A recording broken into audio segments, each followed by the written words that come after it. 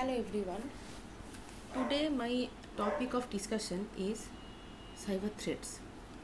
Understanding and mitigating online risk. So what is cyber threat?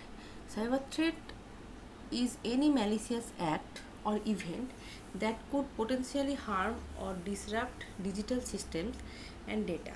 It can involve unauthorized access, data breaches, denial of service attacks, or the use of malware like viruses or ransomware. Essentially, a cyber threat is any risk that could compromise the confidentiality, integrity, and availability of information system. Confidentiality, integrity, and availability are the three main pillars in cyber system. So what is confidentiality? Confidentiality is protecting data from unauthorized access and disclosure.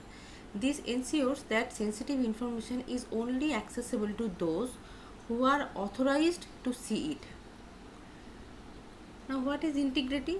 Integrity is basically maintaining the accuracy and trustworthiness of data. This means ensuring that the data is not altered or destroyed without proper authorization, and it should be ensured that the data is coming from a authorized sender, and the data should remain consistent and reliable.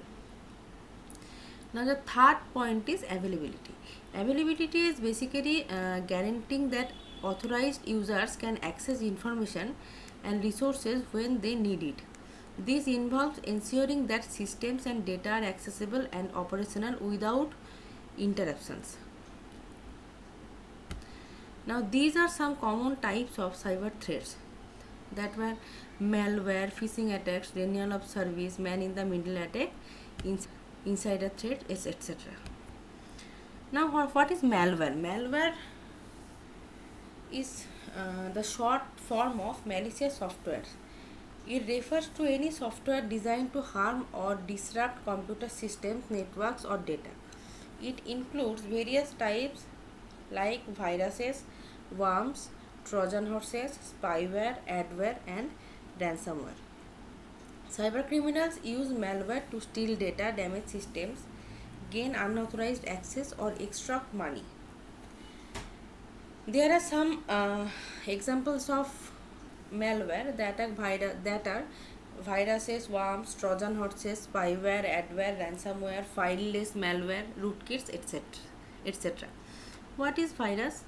Malware that attaches to legitimate programs or files, replicating and spreading when the infected file is executed. This is virus.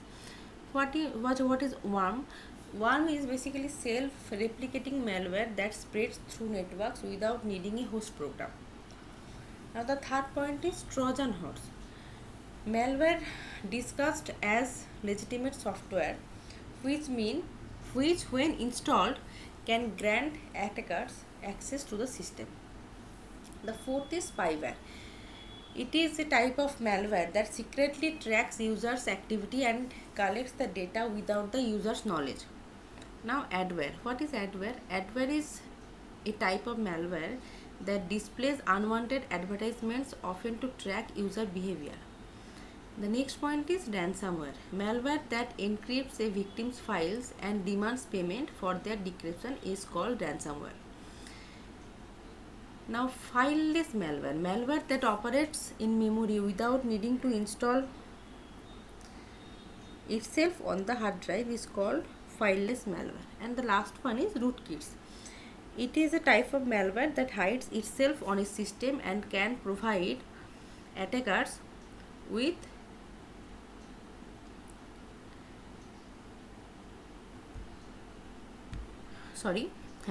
remote access and control. Now what is phishing? Phishing is a type of cyber attack where criminals trick individuals into revealing sensitive information like passwords or credit card details by posing as trustworthy sources. They often use fake emails, messages, or websites that mimic legitimate entities, aiming to lure users into revealing their credentials or downloading malware. How it works? phishing is basically attacks on social engineering. Using deception to manipulate users into taking unwanted actions, attackers may send emails with urgent requests and fake warnings or malicious links.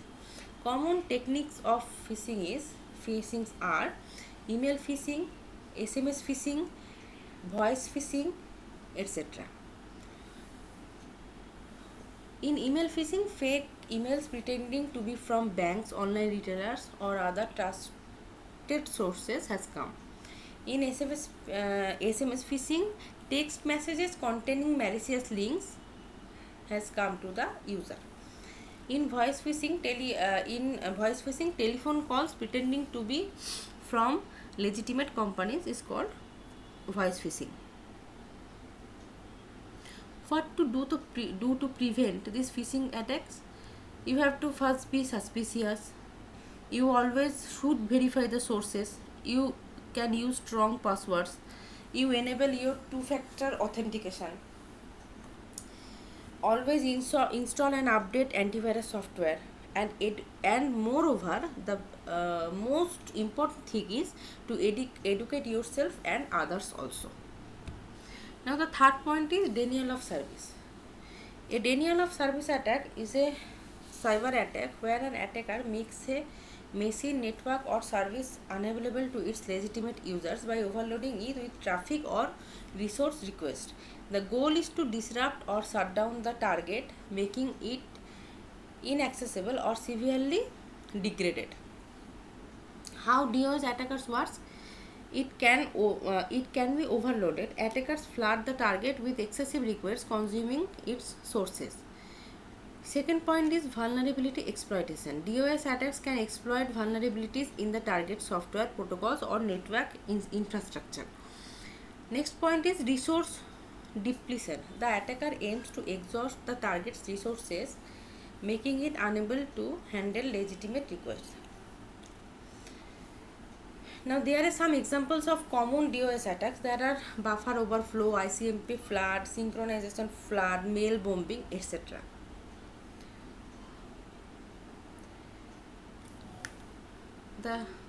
The next point is man in the middle attack.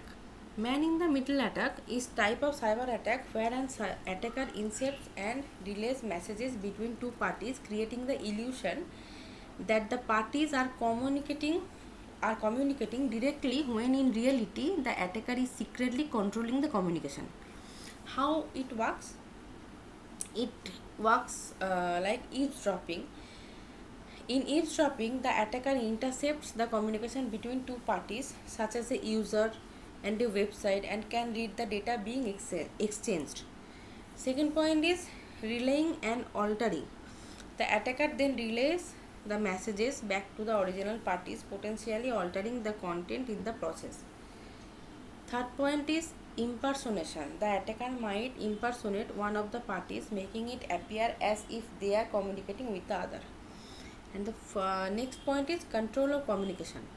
The attacker can control the entire conversation, redirecting messages or injecting their own content. What are the example of man in the middle attack? These are phishing emails, malicious websites, network attacks, etc. Why it is more dangerous? Because it can be works as data theft. It can cause financial loss, identity theft, malware infection, etc. The next point is insider threat. An insider threat is a security risk that originates from within an organization, typically involving an individual with authorized access, such as an employee, contractor, or partner, who intentionally or unintentionally uses that access to cause harm. These harm can include data breaches, sabotage, or unauthorized disclosure of sensitive information.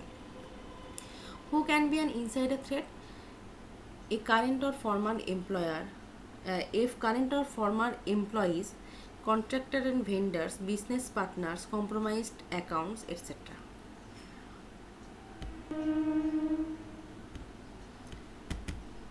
Now, emerging threats.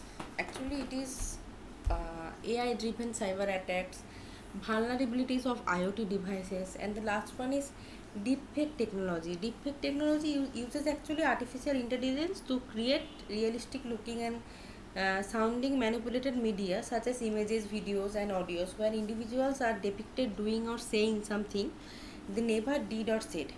This technology is based on machine learning algorithms, particularly deep learning. So these are some emerging threats. Now, there are some consequences of cyber attacks. As we all know, that we can face financial losses, data breaches, and identity theft is very much uh, dangerous for a user, an user. Now, through that, a reputational damage can be happened. Now, how to protect yourself? Most over we know these points that are we have to use strong passwords. We have to enable two-factor authentication, as I have already said earlier.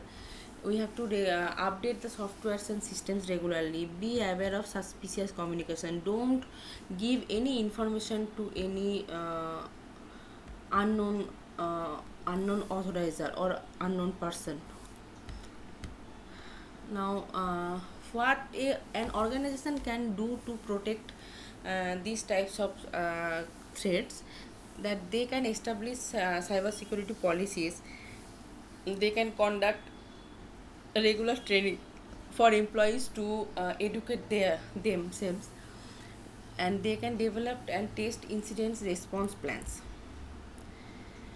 These are some future uh, control of cybersecurity, that can be AI and machine learning defenses, increasing demand for cybersecurity experts, and also we have a need for continuous innovation and vigilance. Thank you for your patience.